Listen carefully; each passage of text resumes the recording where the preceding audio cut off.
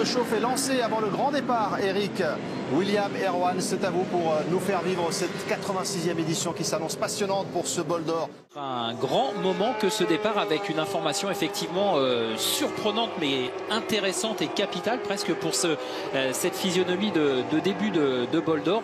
Le choix de la Yamaha numéro 7 de partir en pneu slick. Alors c'est un choix d'autant plus audacieux qu'elle joue le championnat et c'est vraiment une stratégie très agressive. Ah oui, stratégie très agressive et risquée parce que bon, il y a à la fois bien sûr le risque de partir dans des conditions séchantes, mais la piste va sécher très vite sur la partie de la trajectoire. Mais par contre, pour pouvoir doubler et effectuer les dépassements, il va être obligé de passer sur des tâches humides. De toute façon, on va être très vite fixé. À l'issue de ce tour, on va voir si des pilotes rentrent au stand pour tout de suite changer de pneumatique et essayer de partir en pneu slick. On va tout de suite évaluer l'état de la piste parce qu'à l'image, il est difficile de voir le pourcentage de parties sèches et de parties humides. Moi personnellement, j'aurais peut-être tenté le slick. Pour l'instant, personne ne rentre au stand, ce qui veut dire que tout le monde assume son choix. Et on va être fixé sur les premiers tours, voir parce que l'idée c'est bien sûr d'essayer d'aller jusqu'au bout du relais. Là, il semble que de toute façon tous les pilotes qui seront en pneu pluie, qu'il fait un grand soleil et la piste est déjà à 22-23 degrés en température de piste, donc ça va sécher très très vite. Donc ça va être vraiment un avantage probablement pour la moto du Yart. Un gros avantage pour le Yart à condition de rester sur les roues pour Nicolo Canepa, qui est un pilote quand même d'expérience, donc il sait ce qu'il fait. Je suis assez confiant pour lui, mais malgré tout, les premiers tours risquent d'être délicats. Après, on en parlait avant d'avoir l'information de Mylène. Certains manufacturiers, notamment Pirelli, puisque il y a Bridgestone, Dunlop et Pirelli qui sont engagés sur le bol d'or. Certains manufacturiers ont des pneumatiques intermédiaires, ce qu'on appelle, c'est-à-dire des pneus slick avec quelques entailles pour évacuer l'eau. Est-ce que ça aurait pu être un choix ? Les pneus, les mixtes, dans 95% du cas, de toute façon, c'est mieux que les pneus pluie sur une piste séchante, mais de toute façon, ça va pas au bout non plus. Donc de toute façon, il n'y a pas le choix. Si la piste était à 5 ou 7 degrés la nuit au Mans en mois d'avril, ça pourrait être envisageable. Là, c'est pas du tout le cas. Donc de toute façon, le pneu mixte, c'est une solution intermédiaire qui n'est pas vraiment, à mon sens, la meilleure solution. Le choix qu'a fait Nicolo Canepa avec le Yard de partir en slick, c'est un vrai choix stratégique qui peut tout de suite, sur les premiers tours, on va voir de toute façon si il peut perdre 3 secondes, 5 secondes, 10 secondes, mais si jamais au contraire il est tout de suite dans le coup, là ça va être très très dur, il peut prendre tout de suite un demi-tour d'avance quand les autres pilotes vont rentrer au stand.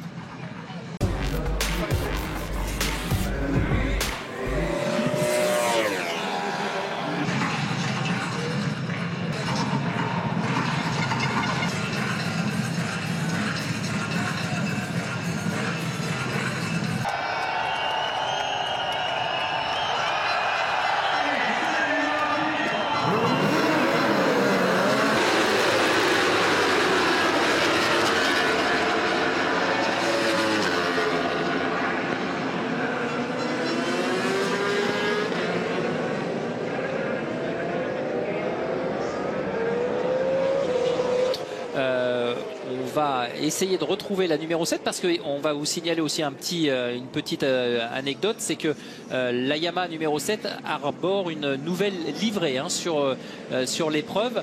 Elle est aux couleurs Yamaha, c'est-à-dire blanche et rouge, alors que pendant tous les essais, elle était évidemment sous les couleurs bleues telles qu'on la connaît habituellement.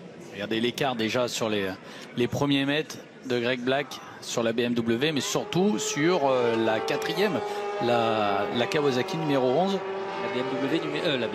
La Yamaha numéro 7, pardon. Et derrière justement cette Kawasaki numéro 11, et au jeu des aspirations dans cette longue ligne droite, elle passe. Assez facilement. On sait que la Kawasaki manque un petit peu de vitesse de pointe. On a vu là en caméra embarquée les rigoles. Regardez, il y a des parties vraiment très humides.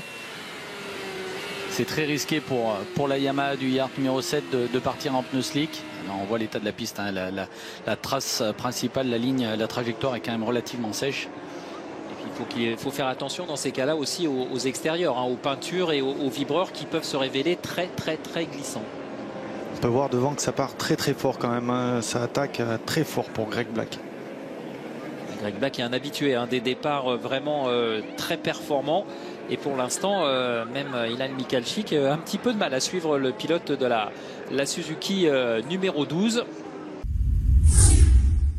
eh bien en fait faire le choix des Pirelli intermédiaires c'était le bon choix. Parce que je me suis renseignée auprès de Pirelli, les motos qui ont chaussé ces pneus, eh bien tout simplement ce sont la 6, la 333, la 4, la 11, la 96, tout simplement celles qui sont aux avant-postes de ce début de course, à part la 7 évidemment du Yart. Merci Mylène, merci Yannick Lucot et William, je vous voyais observer attentivement les écrans et les chronos et ça y est, la bascule est faite. Même si on retrouve la Ducati, la Honda et la Kawasaki aux avant-postes, derrière, les choses sont en train de s'inverser. Dites-nous tout. Oui, effectivement, les pilotes qui sont en slick, donc c'est le cas de Nicolo Canepa, de Mike Di Meglio. Les pneus intermédiaires arrivent à garder un assez bon rythme et à garder un petit peu de constance. De toute façon, les slicks vont passer devant forcément à un moment ou à un autre. C'était à la limite de le redépasser dans le virage avant la ligne droite du Mistral, dans le gauche rapide.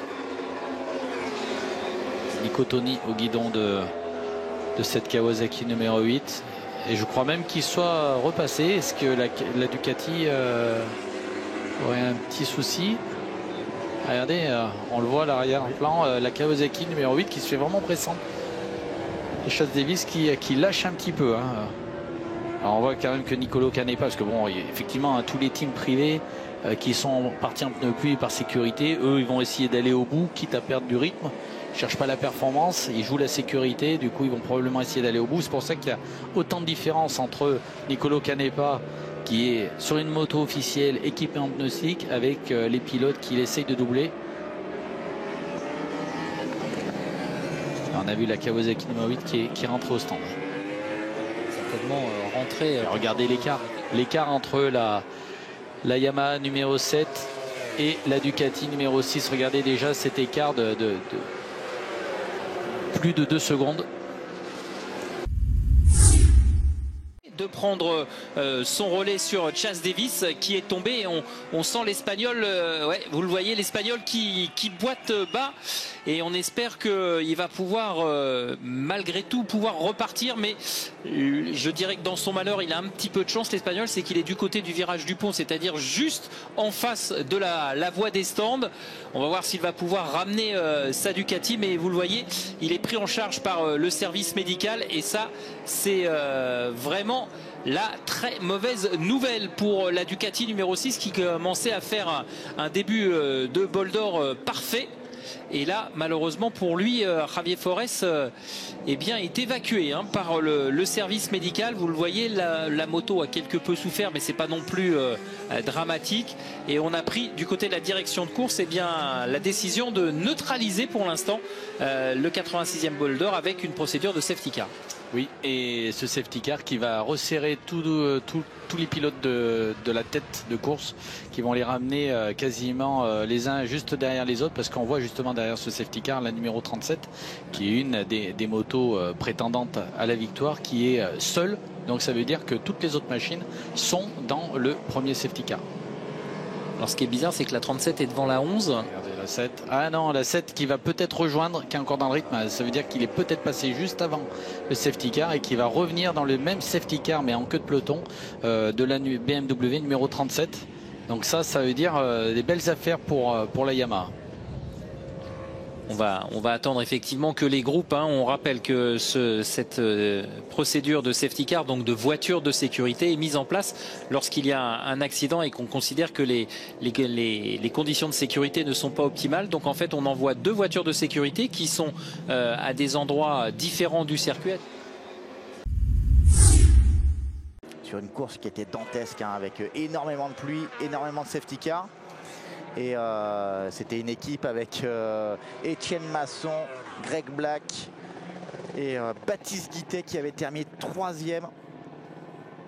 Donc c'est vrai que, comme on dit, catégorie stock, on n'a pas de démontage rapide au niveau des pneus, des jantes. Donc on met toujours un petit peu plus de temps.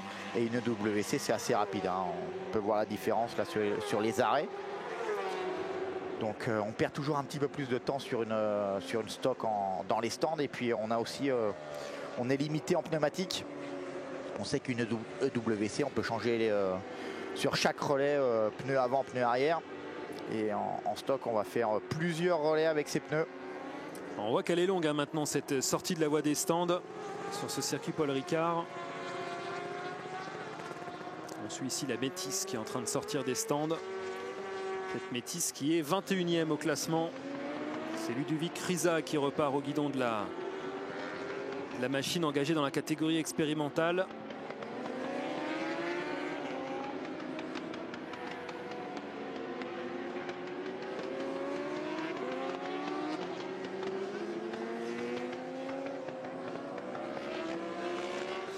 Et on sait que ces courses d'endurance, longues courses, on parle toujours, il y a pas mal de pilotes de Grand Prix malgré tout qui sont venus dans ces courses.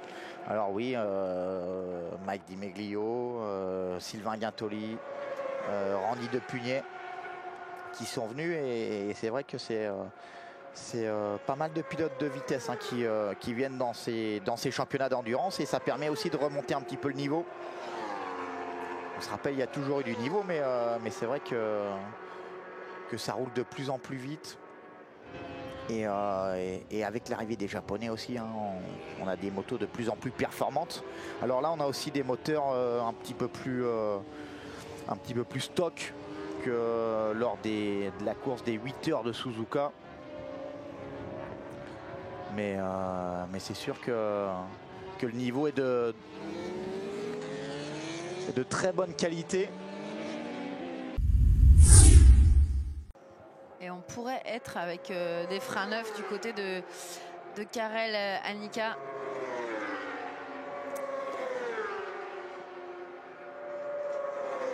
Et à 5h39, l'arrêt de la machine numéro 7 du Yard. Karel Annika qui a repris le guidon et on a perdu pas mal de temps dans cet arrêt. On soupçonne un changement d'étrier de frein. Mon cher Franck, vous disiez ça correspond en termes d'heures, c'est aussi un circuit. À partir du moment où on a une longue ligne droite comme le Mistral, ça veut dire gros freinage, non? Alors, même si assis, c'est pas non plus. C'est pas vraiment des très gros freinages, mais en fait on a un petit peu de mise en température malgré tout. Et c'est vrai qu'on doit avoir un changement d'étrier sur une course de 24 heures sur ce circuit. Maintenant, oui, on a perdu un tout petit peu de temps. On a perdu une quarantaine de secondes au stand. Mais on a perdu 40 secondes. On est encore en tête du championnat. On a 5 tours d'avance. Je pense que c'est... On peut dire on fait les choses bien. On ne prend pas de risque du côté du Yard. Et on a vu une petite réunion après un relais. On a dit, voilà, il faut que tu roules en 1,55 pour pas trop garder entre guillemets ses automatismes, mais surtout ne pas trop prendre de risques. Il va rester encore un peu moins de bientôt 9 heures de course, mais oui, il faut continuer à faire des tours, attendre que le soleil arrive et passer le drapeau à damier pour cette Yamaha numéro 7 de Mandy Keynes. Et 1h40 avant le soleil, alors que Ilya Michalczyk est en train de se réveiller un petit peu avec un chrono en 54.9. C'est son premier chrono sous la barre des 1,55 au pilote ukrainien. Et on parlait du Yard, mais ça nous fait rappeler toujours leur dernier titre de champion du monde avec Gwen Jabani en 2009. Eh oui. L'attente a été longue. Mais oui, alors 2009, c'était aussi l'année de leur dernière victoire dans une course de 24 heures. Si je dis pas de bêtises. Et puis on a réussi à faire tomber ce record de 14 ans sans gagner une course de 24 heures pour une équipe de pointe de ce championnat du monde d'endurance. Avec la victoire qui a soulagé tout le monde aux 24 heures de Spa cette année. Longtemps qu'on l'attendait, presque même chez les concurrents du Yard. On se disait, bon, il va bien falloir qu'ils gagnent un jour, ceux-là. Ils avaient remporté des courses de 8 heures. Entre-temps, notamment Slovaquie, si ma mémoire est bonne. Non, on avait Slovaquie et peut-être au Schersleben. On va vérifier ça. Mais ce qui est certain, c'est que ça faisait 14 ans qu'on n'avait pas remporté une course de 24 heures. pour l'équipe de Mandy Kynes.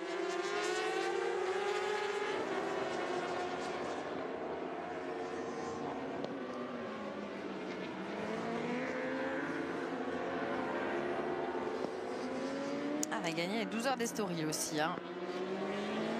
Pour cette machine numéro 7, c'était la saison 2019-2020. On a gagné les 8 heures du Slovaque Karing. Et les 8 heures de Sepang aussi, hein, on s'en rappelle. La même année que les 12 heures d'Estoril, qui était la finale du championnat d'ailleurs. Hein, ces 12 heures d'Estoril. C'était en période Covid. Exact. Une saison qui avait débuté en 2019 et qui s'était achevée en 2020.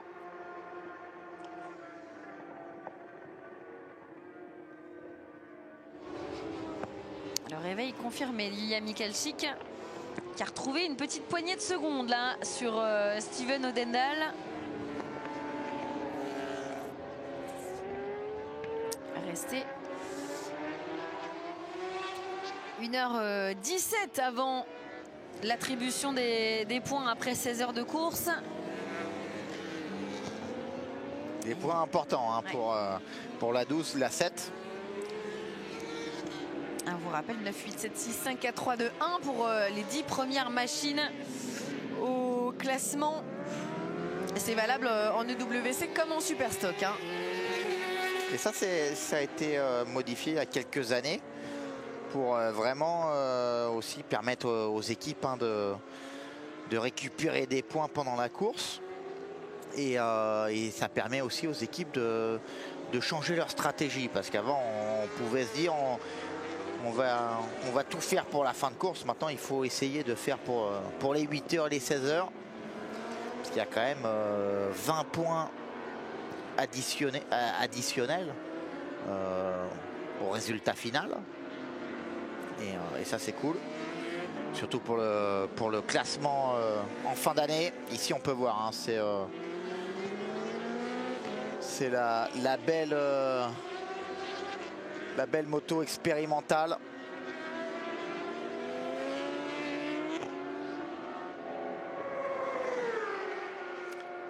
La Métis qui roule depuis de nombreuses années avec Ludo Riza ouais. Qui est dessus. 18e hein, du classement général, cette Métis.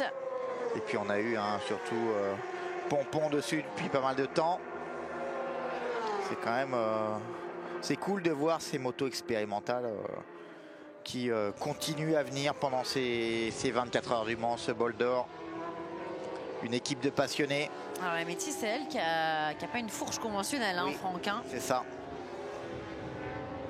Et on utilise un système qui est plus proche du bras oscillant à l'avant, hein, si je dis pas d'erreur, si je ne commets pas d'erreur. Et c'est vrai que ouais, c'est cool. Ça fait déjà c'est une nouvelle c'est une catégorie. Même si la fatigue est assez présente, on peut voir la 45 hein, du team Métis avec Pompon dessus, Gabriel Ponce. Depuis de nombreuses années, roule sur ces motos expérimentales.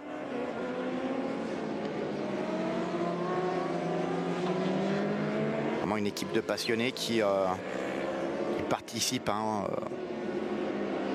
aux courses importantes françaises depuis de nombreuses années.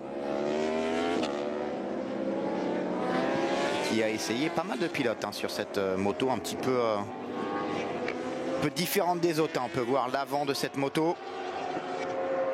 Il n'y a pas de fourche.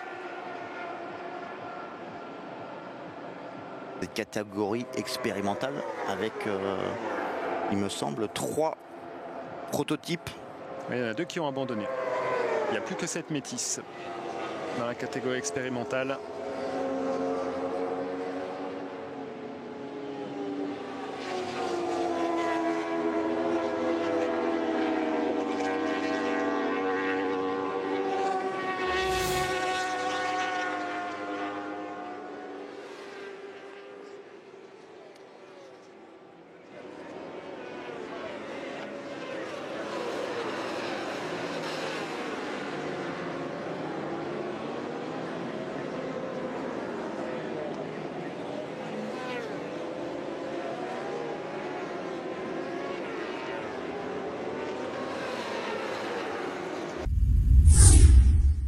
Et ça va jusque dans le double droit du Bosset. Non, on va perdre encore pas mal de temps pour nettoyer cette partie du circuit. Et il va falloir... Pour l'instant, on est en train de mettre de l'absorbant. Et après, il faut enlever l'absorbant. Un camion qui va arriver, il est déjà là. Je l'ai vu. Il est déjà positionné. Et on le voit derrière. Voilà, tout à fait.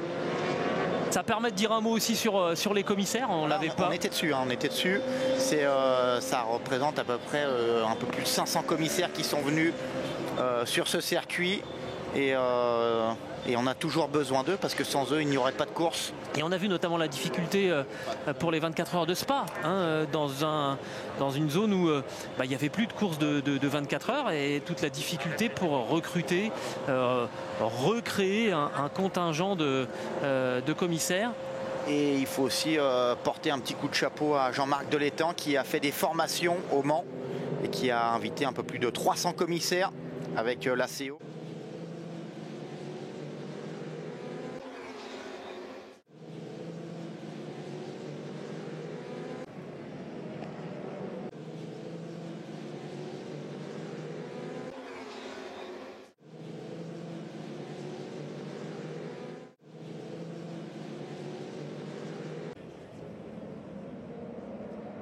Et contrairement à ce qu'on annonçait, finalement, cette intervention, elle pourrait s'achever assez rapidement. Oh, attention, la 45, la Métis. Oh non. Moteur cassé, clairement. On est où? C'est la sortie de la voie des stands? Alors qu'ils étaient tellement contents, on assurait le coup, on a eu... le manager qui écrivait un message en disant que cette moto, on cherchait maintenant à rejoindre l'arrivée. Ils ont connu une chute auparavant et là c'est... Alors il va falloir faire attention parce que en fait il n'était pas à la sortie de la voie des stands, il était dans la ligne droite carrément et il a eu tout de suite le réflexe d'aller s'écarter de la piste. Oh là là, derrière là pour la 86. C'est terrible. Ouais. Là c'est clair, un casse-moteur, on voit toute l'huile qui se déverse. Attention, la sortie de la voie des stands là va être assez délicate et d'ailleurs même le bout de la ligne droite des stands va être assez compliqué. Et encore une fois, les commissaires qui interviennent à cet endroit-là, on est très très exposé. Le courage de ces hommes et de ces femmes. Puis notez la rapidité d'intervention, c'est... Et avec en plus la boîte de vitesse bloquée, là c'est compliqué et on essaye de repasser au point mort. C'est Julien Bonnet qui était à son guidon, là, qui a bien compris que maintenant l'affaire était entendue.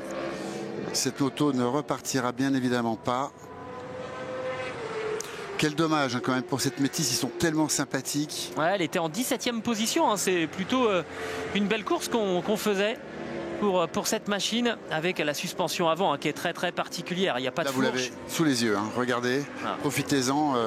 C'est pour ça qu'elle est en catégorie expérimentale. C'est un châssis qui n'est pas... Voilà, il y a une nouvelle intervention de la voiture de sécurité. Évidemment, il n'y a pas le choix.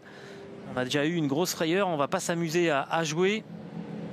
La Métis, qu'est-ce qui lui avait déçu? Parce que je peux vous assurer que c'est peut-être l'équipe qui donne le plus d'informations pendant la course. Elle envoie tout, heure par heure, la position de la moto, ce qu'on fait, où on en est. Vraiment, c'est une équipe à ce niveau-là en communication qui est vraiment au-dessus de beaucoup de machines qui pourraient s'inspirer de cette communication. Et puis alors, je peux vous assurer qu'on a la liste de tous les partenaires sous les yeux, dont la Sarthe, parce qu'évidemment, c'est quand même un projet, c'est un prototype.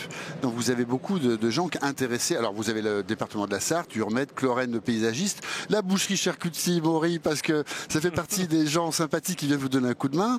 Vice Express, l'automotive, Grave Imprimerie. Allez, puisqu'on est au Soupescar, on a encore le temps d'en citer quelques-uns. Vous allez faire des jaloux. Moi, je vais recevoir des messages en disant tiens, donne tous les partenaires de telle ou telle équipe. Évidemment, c'est précieux.